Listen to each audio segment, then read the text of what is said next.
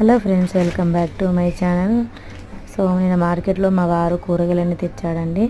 అయితే కొత్తిమీర పని పట్టాలని చెప్పేసి తీసుకున్నాను. ఇప్పుడు వీటిని సన్నగా చాప్ చేసి పెట్టుకోవాలి, లేకపోతే మా ఆయన నాతో గొడవ పడతాడు.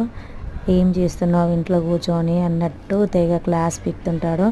సో ఫైనల్గా అయితే చాక్ తీసుకొని సన్నగా నరికేసిన, ఎక్కడిదంటే అక్కడ ఇలా సన్నగా చాప్ తీసుకోవాలి.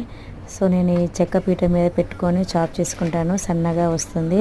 సో మనకు ఫ్రీగా కూడా ఉంటుందన్నమాట.